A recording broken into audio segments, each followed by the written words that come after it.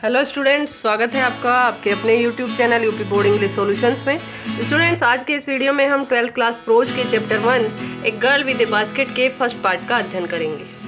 With a basket के लेखक हैं स्टूडेंट्स विलियम सी डगलस। इनके बारे में देख लेते हैं। विलियम सी डगलस, ए जज of the Supreme Court of United States of America, visited India in 1950। William C Douglas जो संयुक्त राज्य अमेरिका के सुप्रीम कोर्ट में जज थे, उन्होंने 1950 में भारत की यात्रा की। ड्यूरिंग हिज विजिट, अपनी यात्रा के दौरान, he happen to travel from New Delhi to Ranikhet. उन्हें नई दिल्ली से रानीखेत जाने का अवसर मिला। A hill station in the Himalayas, जो हिमालय में एक हिल स्टेशन है, अर्थात रानीखेत जो हिमालय में एक हिल स्टेशन है। ही वॉज ए रियलिस्ट, वे एक यथार्थवादी थे, एंड सपोर्टर ऑफ लेबर, और श्रमिक वर्ग के समर्थक थे। He also loved self respect and self confidence, वो आत्मसम्मान और आत्मविश्वास के प्रेमी थे। He was fascinated and charmed with the natural beauty of India, वे भारत की जो नेचुरल ब्यूटी अर्थात भारत का जो प्राकृतिक सौंदर्य है उससे बहुत अधिक आनंदित और प्रभावित हुए। A girl with a basket is one of his famous essays. A girl with a basket उनके प्रसिद्ध निबंधों में से एक है। अबाउट द लेसन देख लेते हैं students. A girl with a basket has been written by William C Douglas, who came to India after the partition. A girl with a basket William C Douglas द्वारा लिखा गया है, जो who came to India, जो भारत आए, after the partition of the country in 1950, 1950 में भारत आए जब भारत का विभाजन हो चुका था। एट दैट टाइम, उस समय, India was full of refugees, Bharat शरणार्थियों से भरा था। Who were ड्रेवन away by the communal fanaticism of Pakistan, जो पाकिस्तान के सांप्रदायिक कट्टरवाद की वजह से भारत आए थे। He had a unique experience eight one of the railway station, एक रेलवे स्टेशन पर उन्हें एक यूनिक एक्सपीरियंस हुआ, अर्थात एक अलग ही अनुभव हुआ।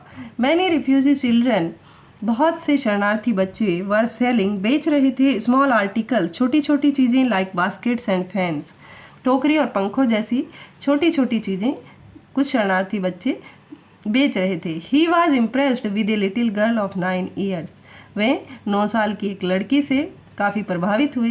This essay is the recollection of his valuable experiences, यह निबंध उनके अमूल्य अनुभवों का एक संस्मरण है। I had left New Delhi for the Himalayas. I had left, मैं निकल चुका था, न्यू दिल्ली, नई दिल्ली से, फॉर द हिमालयाज, हिमालय के लिए, मैं नई दिल्ली से हिमालय के लिए निकल चुका था। आई वॉज गोइंग, मैं जा रहा था, as far as Bareilly, Bareilly तक, बाय ट्रेन, रेल द्वारा, मैं बरेली तक रेल द्वारा जा रहा था, एंड और then by car to Ranikhet, और फिर कार द्वारा रानीखेत तक। An old British army hill station, Ranikhet जो एक पुराना ब्रिटिश आर्मी का हिल स्टेशन है। लोकेटेड ऑन, जो स्थित है, इस 6000 फुट रिज, 6000 फुट लंबी रिज अर्थात पर्वत श्रृंखला पर। Opposite a 120 mile stretch of snow capped Himalayas, और इसके सामने, अपोजिट अर्थात इसके सामने है, ए 120 माइल स्ट्रेच, 120 मील का विस्तार, ऑफ स्नो कैप्ड हिमालयाज, बर्फ से ढके हुए हिमालय का। The train was slow, rail धीमी गति से चल रही थी, एंड इट स्टॉप्ड, और यह रुकती थी, at all the way station, रास्ते के सभी स्टेशनों पर। रेल धीमी गति से चलती थी और रास्ते के सभी स्टेशनों पर रुकती जाती थी। एट एवरी स्टॉप, प्रत्येक स्टेशन पर जहाँ रेल रुकती थी, आई स्वंग ओपन, स्वंग ओपन अर्थात झटके से खोल देना बाहर की तरफ। एट एवरी स्टॉप, प्रत्येक स्टेशन पर, आई स्वंग ओपन, मैं झटके से खोल देता था, the door of my compartment, अपने डब्बे के दरवाजे, एंड वॉकड द प्लेटफॉर्म, और प्लेटफॉर्म पर टहलता था। The platforms were packed with people, platforms were packed, platform भरे थे, विद पीपल, लोगों से, प्लेटफॉर्म लोगों से भरे थे। 6 मुस्लिम्स, हिंदूज, सोल्जर्स, उन लोगों में कौन कौन थे?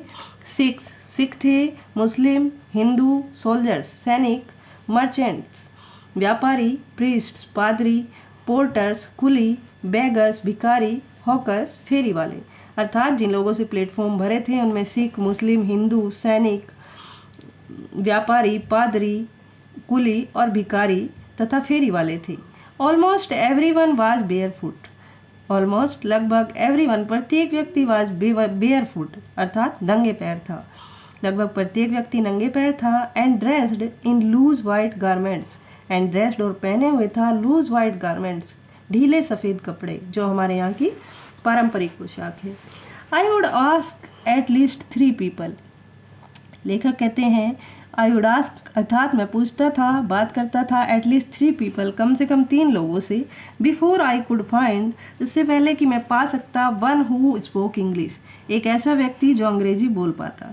अर्थात एक ऐसा व्यक्ति जो अंग्रेजी बोल पाता, उसको ढूंढने के लिए मुझे कम से कम 3 लोगों में से बात करनी पड़ती थी। We would talk world affairs. और फिर जब लेखक ऐसा व्यक्ति को पा लेते तो वो कहते हैं we would talk world affairs, तो हम सांसारिक मामलों के बारे में बात करते।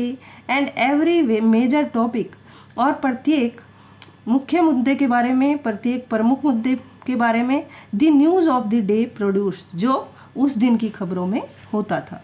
इन दिस वे, इस प्रकार, आई वॉज ट्राइंग, मैं कोशिश कर रहा था, to get a feel of the pulse of the nation.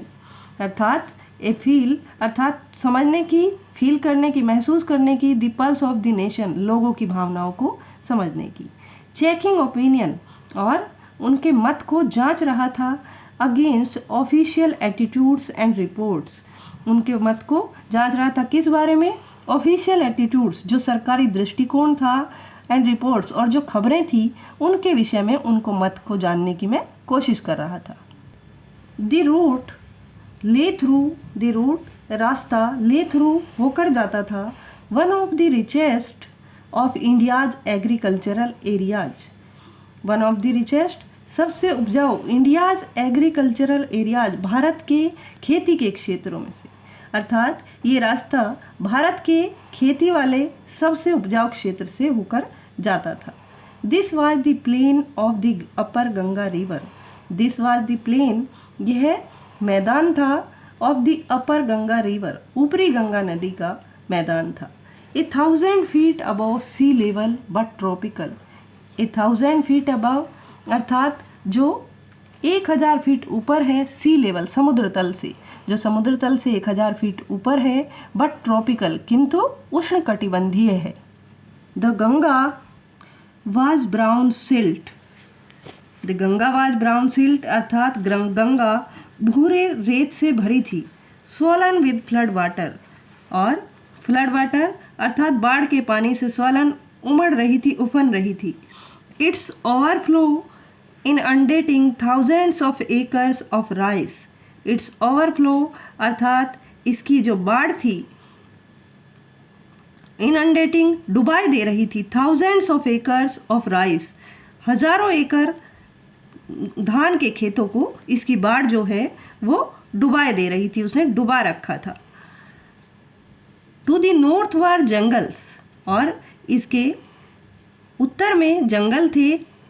Great expanses of grass, जिनमें ग्रेट एक्सपेंसेस अर्थात बड़ा विस्तार था, ऑफ ग्रास घास का, higher than a man's head, ऐसी घास जो एक व्यक्ति के सिर से भी ऊंची ऊंची थी, ऐसी घास का बड़ा फैलाव वहाँ पर था।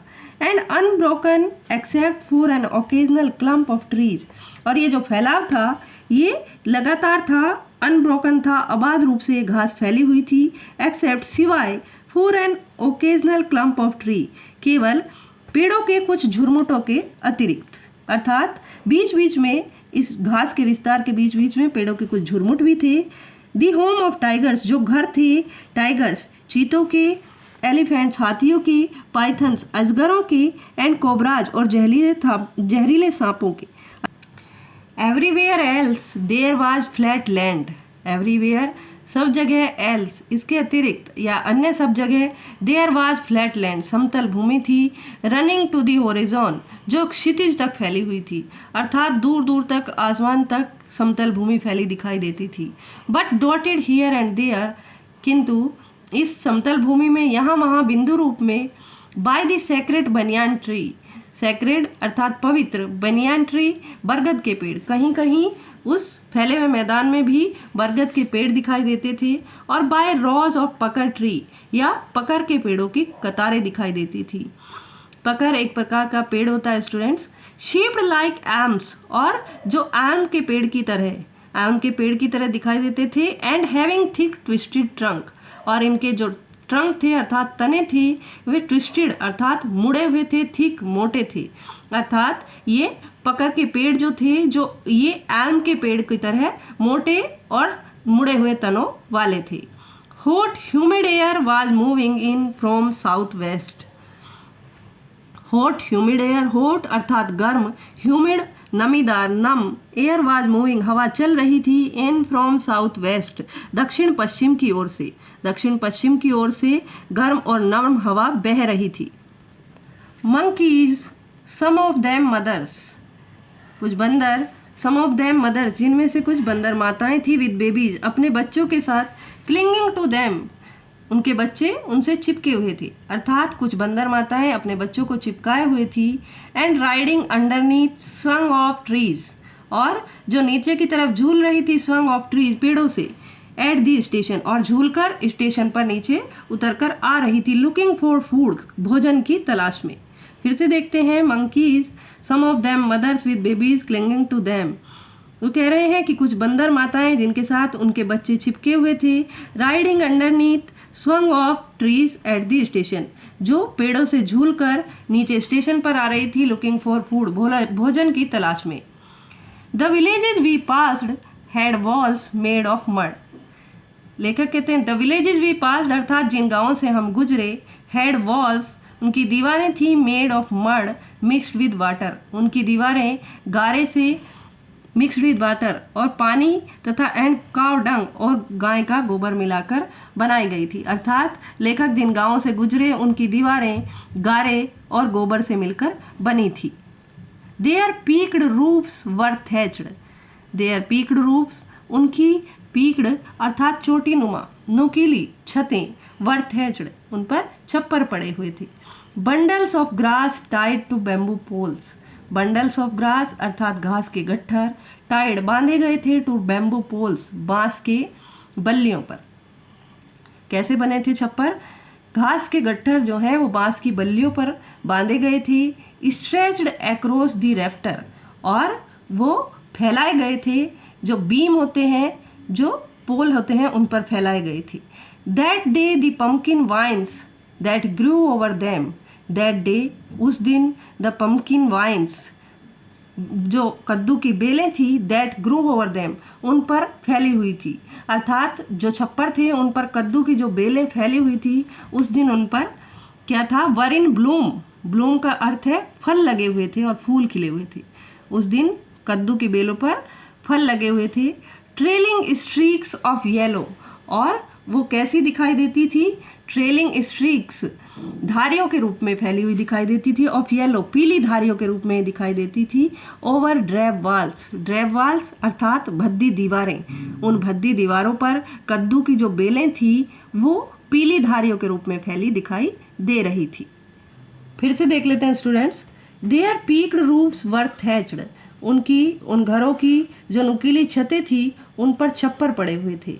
Bundles of grass tied to bamboo poles, bundles of grass अर्थात घास के गट्ठर जो हैं उनको बैम्बू पोल्स बांस के जो लट्ठे होते हैं उनसे बांधकर छप्पर बनाए गए थे, जैसे कि हम जानते हैं। स्ट्रेच्ड अक्रॉस दी रेफ्टर्स, और उनको फिर फैलाया गया था, स्ट्रेच अर्थात फैलाया गया था, अक्रॉस दी रेफ्टर्स ढालदार बल्लियों पर, इस तरह से छप्पर बने हुए थे। That day the pumpkin vines, उस दिन जो कद्दू की बेलें, दैट ग्रू ओवर देम उन पर फैली हुई थी, वर इन ब्लूम उनमें फल फूल लगे हुए थे। Trailing streaks of yellow over drab walls, और वो कद्दू की बेलें कैसी दिखाई देती थी, ट्रेलिंग स्ट्रीक्स ऑफ येलो अर्थात ट्रेलिंग अर्थात पीली धारी जो है, स्ट्रीक्स फैली हुई पीली धारियों के रूप में, येलो पीली धारियों के रूप में, ओवर ड्रैब वाल्स गंदी दीवारों पर फैली वो दिखाई देती थी, अर्थात ऐसा लगता था उन गंदी दीवारों पर जैसे पीले रंग के बेल बूटे बने हुए हों। At one station, my routine of talking with the people was interrupted. लेखक कहते हैं एक स्टेशन पर माई रूटीन, मेरा जो कार्यक्रम चल रहा था, of talking with the people, लोगों के साथ बातचीत करने का, वाज इंटरप्टेड, उसमें बाधा पड़ी। अर्थात लेखक कह रहे हैं कि मेरा जो क्रम था लोगों के साथ बातचीत का एक स्टेशन पर, उसमें बाधा पड़ी। एज सून एज आई अलाइटेड, जैसे ही मैं नीचे उतरा, एक group of young children gathered around me, एक ग्रुप ऑफ यंग चिल्ड्रन, छोटे बच्चों का एक समूह, गेदर्ड, एकत्रित हो गया, अराउंड मी, मेरे चारों ओर।